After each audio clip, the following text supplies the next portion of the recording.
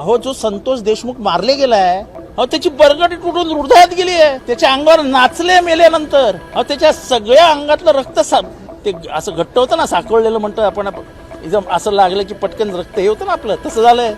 त्याला मारत असतानाचा व्हिडिओ तो समोरचा माणूस बघत होता. व्हिडिओ बघणाऱ्याचं नाव वाल्मिक कराड. बीड जिल्ह्यातील एक विशिष्ट तालुका आणि खास करून त्याच्यातला परळी हा भाग, येथे जिथे म्हणजे जितके रक्ताचे पाट वाहिलेत तितके महाराष्ट्रात कुठे वाहिले नसतील. जितक्या हत्या तिथे झाल्यात तितक्या महाराष्ट्रात कुठे झाल्या नसतील. आणि राजकीय वरदहस्तापोटी त्याची चौकशीही झालेली. चौकशी करणारी पण माणसं ह्यांची, मर्डर करणारी पण माणसं ह्यांची, आणि सत्ताधाऱ्यांचा पोलिसांवरती प्रचंड दबाव, यामुळे न्याय कुठे मिळालेलाच नाही. नशिबाने संतोष देशमुख या युवकाची हत्या झाली आणि लोकांनी तोंड उघडायला सुरुवात केली. आणि त्यामुळे पहिल्यांदा वाल्मिक कराड या क्रूर माणसाचे, म्हणजे रामन राघवचा बाप आहे क्रूरतेवर, पहिल्यांदा त्याचं नाव घेण्याची हिंमत लोकांनी दाखवली. आणि आमचं काम आहे महाराष्ट्रातील जनभावना सभागृहाच्या माध्यमातून शासनाच्या नजरेत आणणं आणि उभ्या महाराष्ट्राला सांगणं. ते आज आम्ही केलं. माझ्याकडे यादी आहे 7 गुन्ह्यांची, वाचून दाखवली. बापू अंधळे मर्डर, महादेव गीते 307, बंडू मुंडे मर्डर, महादेव मुंडे मर्डर, दुबे व्यापारी अपहरण, रोडे मर्डर. बाकीची मी नावं घेत नाही ते त्याच्यातनं नको तो बाजार उठायचा. आणि असं काही जातीपातीचं राजकारण नाही याच्यामध्ये. मारणारे वंजारी समाजाचेच, मेलेलेही वंजारी समाजाचेच. ह्याच्यातला दुसरा खुलासा जो मी केला आहे तो महत्त्वाचा आहे की ह्याच्यातले काही जण ज्यांनी मर्डर केली ते नंतर गायबच झालेत. जे ते आरोपी आहेत, पण पोलिसांना ते आता सापडतच नाही. माझं स्पष्ट मत आहे की त्यांचा वापर झाला, पुढे नावं उघड होऊ नये म्हणून त्यांची हत्या करण्यात आली. म्हणजे इतका क्रूरपणा ह्या राज्यामध्ये कोणाच्या लक्षातच आला नाही, हे अतिशय धक्कादायक आहे. सभागृहात असं म्हटलं की मुख्यमंत्र्यांना त्या दोन्ही मुलाची शपथ आहे, त्या मंत्रिमंडळातून त्या आका असलेल्यांना बाहेर काढा. काय नाही, तो आका कोण आहे अख्ख्या जगाला माहिती आहे. अख्ख्या जगाला माहिती आहे. तुम्हाला नसेल माहित तर उद्या सकाळी भेटा, मी तुम्हाला व्हिडिओज दाखवतो सगळे. आका कोण आहे. इस जंगल में 2 ही शेर, गाणी लागलेत. ते काय ह्याच्यात ते थोडा वेळ दिला तर काढून दाखवतो माझ्या व्हिडिओ, माझ्या ह्याच्यातच. प्रश्न तो नाही आका कोण आहे. तुम्हाला पण माहिती आहे आणि ह्यांना पण माहिती आहे आणि ह्यांना पण माहिती आहे. नाव घेण्याची हिंमत कोणीच दाखवली, मी एकट्यानेच दाखवली सभागृहात. वाल्मिक कराडचं नाव कोणी घेत नाही आहे.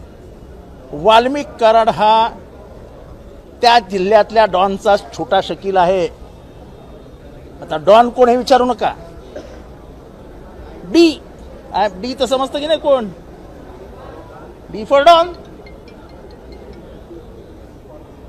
पण ज्या पद्धतीने हे सगळं केलं, त्या माणसाच्या अंगात 3 लिटर रक्त असतं. ते 3ही लिटर रक्त सोखा असं ते काय म्हणतात त्याचं साखळलं गेलं. त्याच्या बरगड्या तुटल्या, त्याच्या अंगावर WWF सारख्या उड्या मारल्या, त्याचं लिंग कापलं, पाणी पाजायचं म्हणून त्याच्या तोंडामध्ये लघवी केली, त्याचे दोन्ही हात तोडले, दोन्ही पाय गुडघ्यापासून तोडले. मी जेव्हापासून पेपर वाचायला शिकलो आहे तेव्हापासून एवढी क्रूर हत्या राजकीय क्षेत्रामध्ये झाल्याची माझ्या तरी आठवणीत आणि वाचनात आलेली नाही. आणि हा क्रूरपणा जर राजकीय वरदहस्तामुळे होणार असेल आणि तो माणूस सरकारमध्ये असणार असेल तर काय फायदा आहे. चौकशी कशाला करता. चौकशी सोडून द्या. आणि कुठल्या पोलिसांमार्फत चौकशी करता. ते पोलीस 307 मध्ये आरोपी करायला घाबरतात. आरोपी तर अटक करायला घाबरतात. तेच पोलीस ज्याचा मर्डर झालाय त्याच्या गावामध्ये त्याला घेऊन फिरतात, त्या आरोपींना. तो सुदर्शन घुले, तो चाटे, तो अंधारे, त्या सगळ्यांना घेऊन फिरतायत पोलीस स्टेशनला. आणि मी स्पष्टपणाने सांगितले आहे की पोलिसांनी आणि आरोपींनी मिळून संतोष देशमुखला मारलं. संतोष देशमुखला मारण्यात पोलिसांचा सर्वात मोठा हात आहे. आणि हे पण मी सांगतो की वाल्मिक कराड माझा जातीचा आहे, पण महाराष्ट्रात जातीपातीचा भिंत कधीच आड येता कामा नये. आपण शिवशाहू फुले आंबेडकरांचे विचार जेव्हा मांडतो तेव्हा जातीपाती धर्माच्या पलीकडे जाऊन न्यायासाठी मांडतो. इथे अत्याचार असेल तिथे आंबेडकर असतील. अत्याचाराविरुद्ध आंबेडकरांचे विचार घेऊन आपण समोर उभं राहिलं पाहिजे. या भावनेतनं मी उभा राहिलोय. वाल्मिक कराडला खुनात आरोपी केला पाहिजे. मागचे जेवढे खून आहेत तेवढे सगळ्यांची चौकशी झाली पाहिजे. ज्यांनी ज्यांनी तक्रार केली आहे त्यांना परत बोलवून त्यांच्याकडनं फेर तक्रारीची नोंद झाली पाहिजे आणि सगळ्यांची चौकशी झाली पाहिजे, आणि तीही सिटिंग जजकडनं. कारण का बीडमध्ये एकही पोलीस ऑफिसर हा त्या जिल्ह्यातले माजी पालकमंत्री ह्याच्या विरोधात एकही गुन्ह्याची नोंद करत नाहीत. त्यांचं नावही कुठे घेत नाहीत. आणि सगळे अधिकारी, तो ॲग्रिकल्चरचा असो, तो रेव्हेन्यूचा असो, तो पोलीसचा असो, हे सगळे अधिकारी हे त्या पालकमंत्र्याच्या सांगण्यावरनं त्यांची ट्रान्सफर त्या जिल्ह्यामध्ये होते. 300 हायवा एका दिवसात, 300 हायवांची म्हणजे मातीचं कॅल्क्युलेशन करा. 15 टनाची एक हायवा असते. 300 म्हणजे किती झाले? 450. कुठे जाते एवढी रेती? आणि किती करोड रुपये संध्याकाळपर्यंत जमा होत असतील. एवढा पैसा जर मिळत असेल तर 100 खून पचवतील हो. म्हणजे गॉडफादरच्या त्या कादंबरीपेक्षाही भयंकर असं काय ते पर्याय आहे. तर हा डॉन विटो कॉर्लियन कोण आहे याचा शोध घ्या आणि पहिल्यांदा हे राजकारणाचं होणारं गुन्हेगारीकरण थांबवा. हे सरकारची लाच काढणार आहे, सरकारचं वस्त्रहरण करणार आहे, आणि पहिल्या 5 दिवसातच समोर आलंय सरकारचा रोडमॅप त्याच्यावरनं ठरणार आहे. जर तुम्ही आज कारवाई केली नाही तर त्या पोरांना, जे अनाथ झालेली पोरं आहेत त्यांना न्याय कोण देणार? त्या विधवेला न्याय कोण देणार आहे? पूर्ण महाराष्ट्रातल्या लाडक्या बहिणी बघतात डोळे उघडून की तिचं कुंकू ज्याने पुसलंय त्याला हे धरणार आहेत की नाही.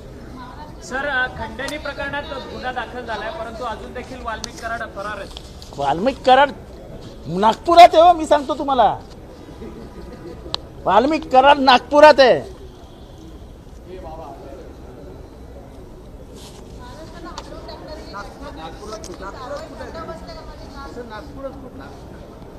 तुम्ही शोधा ना जरा. मीच सगळं सांगितलं तर कसं काय सांगायचं? तुम्ही इथेच बसता, जरा फिरा नागपूरमध्ये, तुम्हाला कळेल कुठे आहेत ते.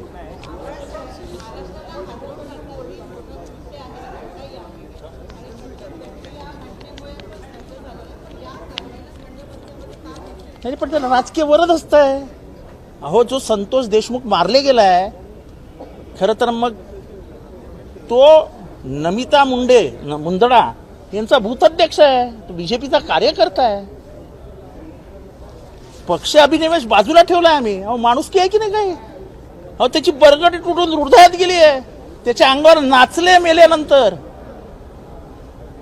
अहो, त्याच्या सगळ्या अंगातलं रक्त ते असं घट्ट होतं ना, साखळलेलं म्हणतो आपण. एकदम असं लागलं की पटकन रक्त हे होतं ना आपलं, तसं झालंय. अहो, त्याचं लिंग कापलंय, त्याच्या तोंडात मुतलेत, आणि त्याचा व्हिडिओ, त्याला मारत असतानाचा व्हिडिओ तो समोरचा माणूस बघत होता. व्हिडिओ बघणाऱ्याचं नाव वाल्मिक कराड.